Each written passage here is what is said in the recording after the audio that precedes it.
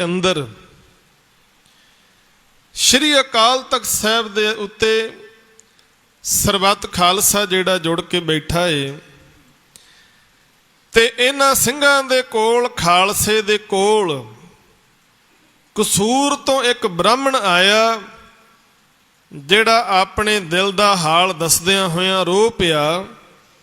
कहन लगा, खालसा जी मैं तुहाडी शरण विच आया, मेरे नाल बहुत धक्का होया।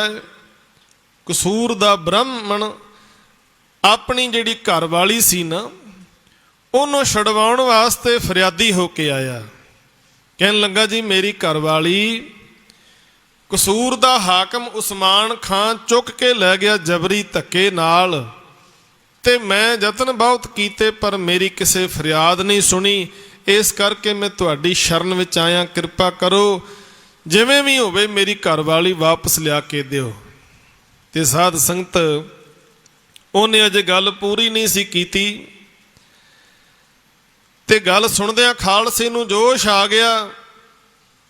भंगी मिसल दे सरदार हरी सिंह जी उठ के खड़े हो गए, ऐलान कर दिता। कहन लगे, तैनूं घबराउण दी लोड़ नहीं, गुरु कृपा सदका खालसा जावेगा ते तेरी घर वाली असीं उस्मान खान दे कोलों वापस लिया के तैनूं देवांगे।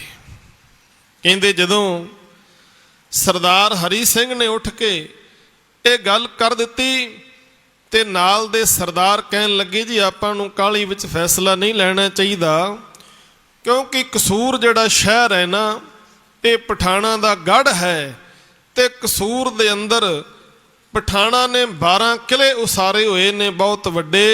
उन्हां किलियां विच बड़ी वड्डी फौज उन्होंने जमा कीती हुई है।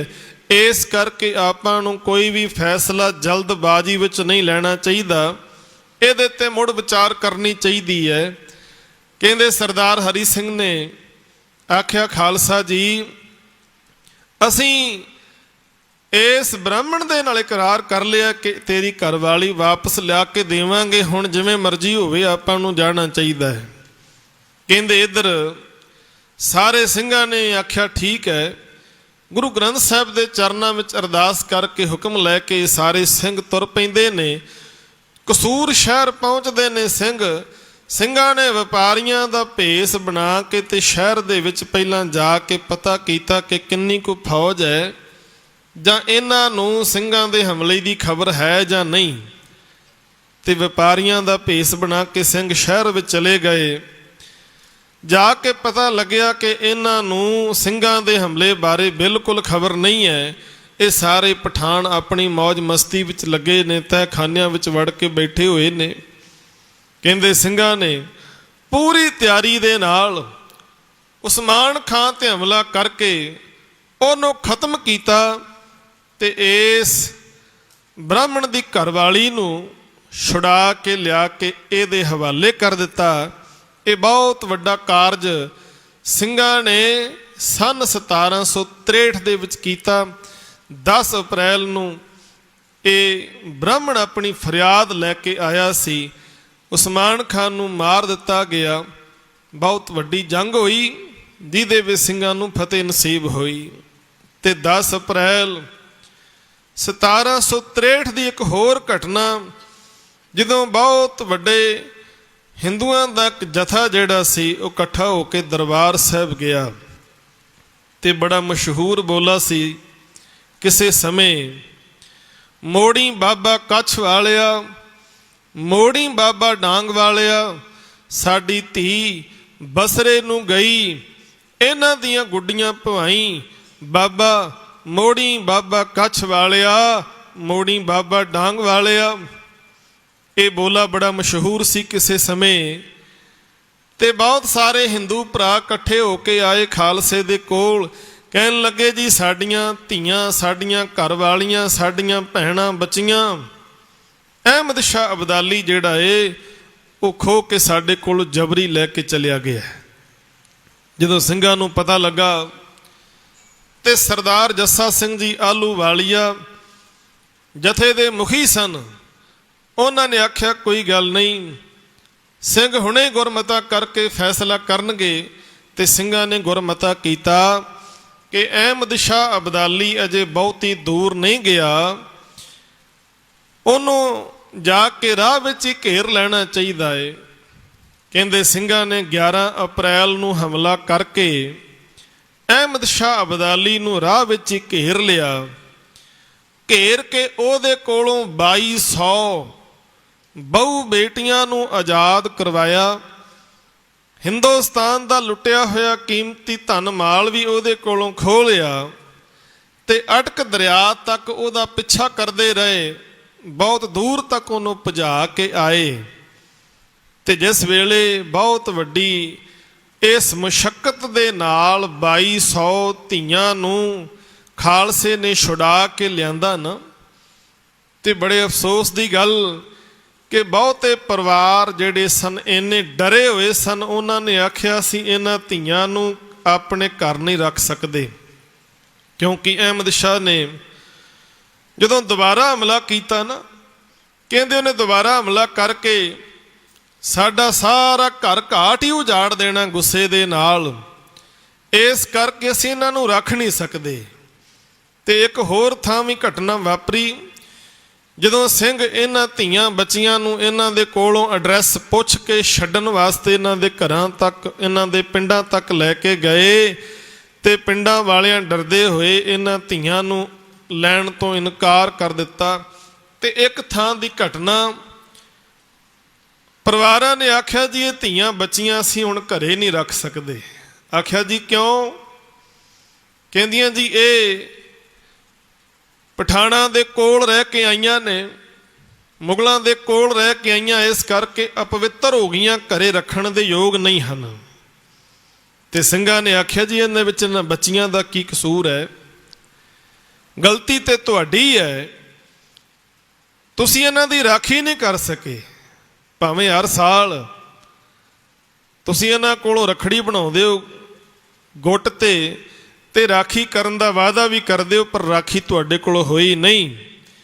ਹੁਣ ਜੇ ਖਾਲਸੇ ਨੇ ਏਡੀ ਵੱਡੀ ਮੁਸ਼ੱਕਤ ਕਰਕੇ ਇਹਨਾਂ ਧੀਆਂ ਨੂੰ ਛੁਡਾ ਕੇ ਲਿਆਂਦਾ ਏ ਤੇ ਬੜੀ ਮਿਹਰਬਾਨੀ ਹੋਵੇਗੀ ਤੁਸੀਂ ਇਹਨਾਂ ਨੂੰ ਘਰੇ ਰੱਖੋ।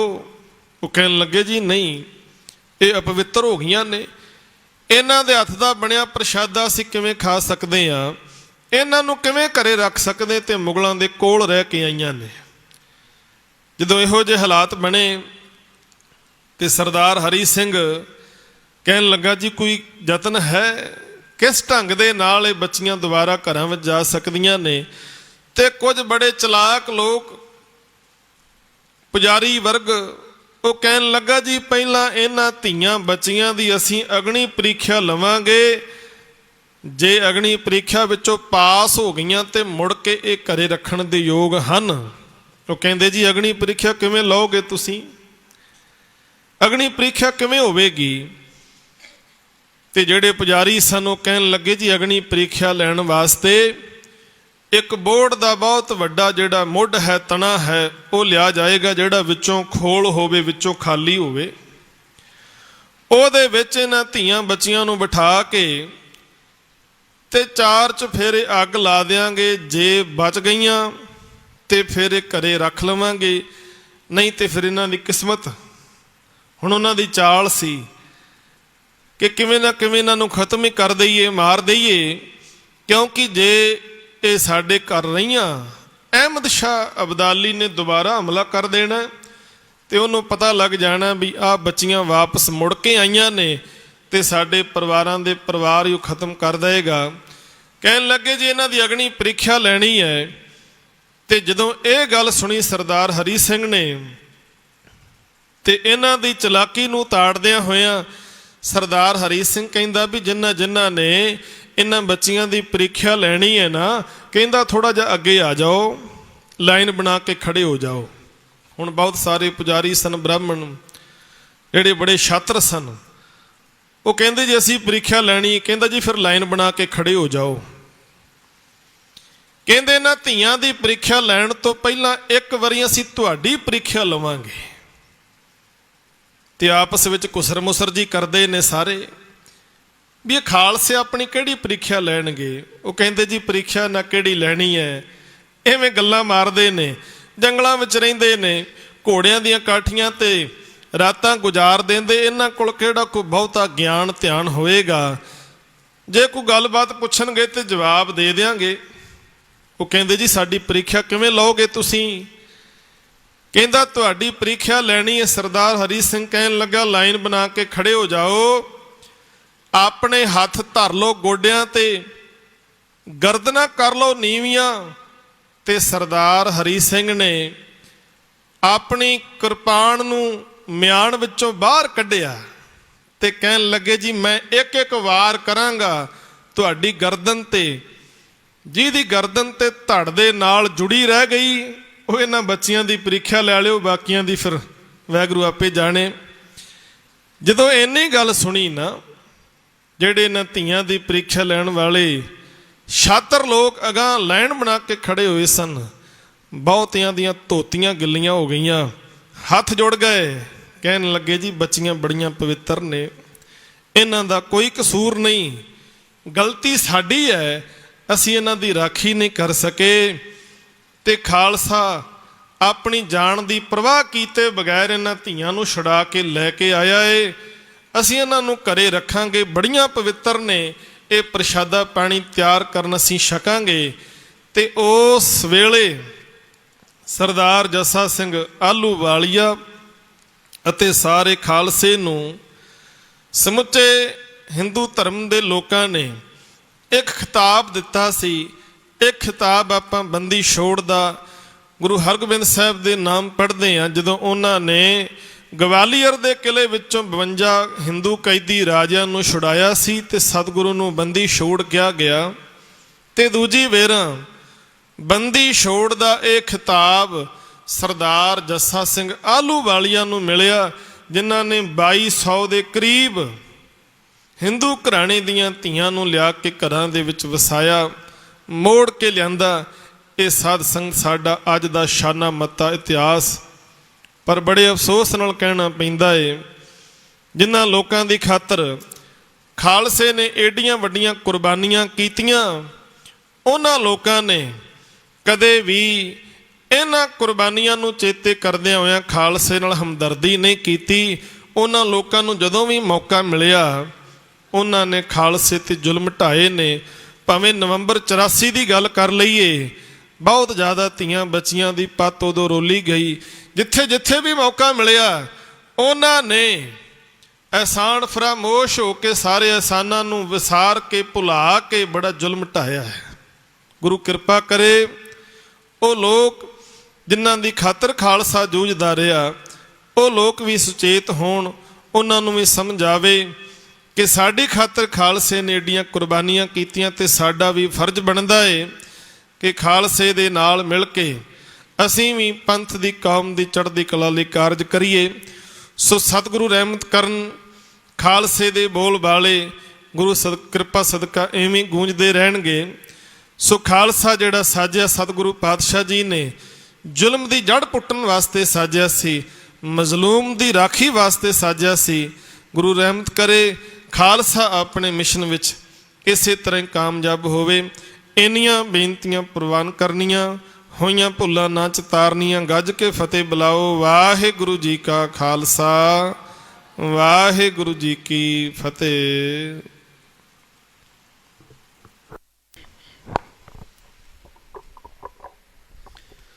ਧੰਨ ਵਾਹਿਗੁਰੂ ਸਾਹਿਬ ਜੀਓ।